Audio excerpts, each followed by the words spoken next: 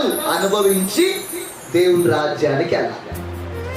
చాలా మంది ఇప్పుడు ఏమనుకుంటున్నారు, యేసు ప్రభు నమ్ముకుంటే అసలు ఏ కష్టాలు, అసలు ఏ బాధలు ఉండవు, హాయిగా ఉండొచ్చు అనుకుంటున్నాం. దేవునికి స్తోత్రం. అది ఎవరికి అంటే నూతనంగా వస్తారు, చూశారు కదా, దేవుని దగ్గరికి నూతనంగా వచ్చినప్పుడు వారి బాధలు, వారికి ఉన్న ఇబ్బందులు, వారికి ఉన్న కష్టాలని ప్రభు ఏం చేస్తారంటే ఆ వచ్చిన ఆ క్షణములో, లేకపోతే ఆ వారానికి, ఆ నెలకి వారి జీవితంలో దేవుడు మేలు చేస్తాడు. దేవునికి స్తోత్రం. ఎందుకు? వాడు దేవుల్లో బలపడాలి, వాడు దేవుల్లో నిలబడాలని దేవుడు వెనువెంటనే వారి జీవితంలో కార్యం చేస్తాడు.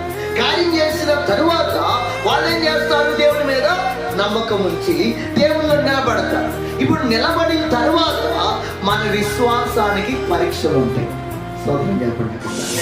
దేనికి పరీక్ష ఉంటుంది? విశ్వాసానికి పరీక్ష. మన యొక్క భక్తికి పరీక్ష ఉంటుంది, మన యొక్క ప్రార్థనకి పరీక్ష ఉంటుంది, మన యొక్క ఆత్మీయతకి పరీక్ష ఉంటుంది. హల్లెలూయా.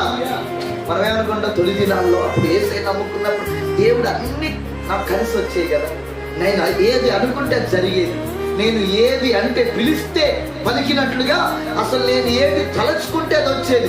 ఈరోజు ఎన్ని సార్లు, ఎన్ని రోజులు, ఎన్ని నెలలు, సంవత్సరాలుగా ప్రార్థన చేస్తున్నా కొన్ని కార్యాలు జరగకపో. ఏమనిపించింది చెప్పండి? యేసయ్య ఆ రోజు ఉన్నాడు కానీ ఈ రోజు నాకు లేడు. దేవునికి స్వాగతం. ఆ యేసయ్య అప్పుడు బాగా నా మీద బాగా ప్రేమ ఉంది, ఇప్పుడు యేసయ్యకి నా మీద ప్రేమ తగ్గిపోతాను. లేదు లేదు. దేవుని బిడ్డలారా, ఖచ్చితంగా పరీక్షలు అనేవి వస్తాయి, శ్రమలు అనేవి వస్తాయి. ఎంత ఇదిగా ఉన్నా సరే దేవునికి స్వాగతం. దాన్ని బట్టి మనం భయపడదు.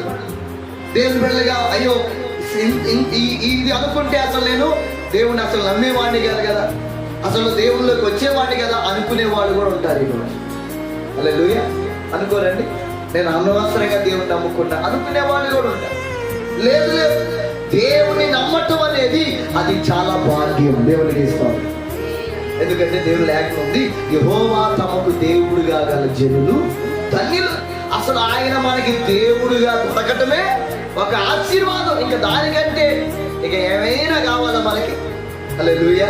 ఆయన నమ్ముకున్నందుకు, ఆయన మనల్ని ఆయన బిడ్డలుగా చేసుకున్నందుకు, ఆయన నివసించే ఆ రాజ్యాన్ని దేవుడు మనకి ఉచితంగా ఇస్తున్నందుకు, అసలు ఈ భూమి మీద బ్రతికే ఈ 60-70 సంవత్సరాలు, హల్లెలూయా, కొంచెం పరిస్థితులు అటు ఇటు అయినా, కొంచెం ముందు వెనక అవుతున్నా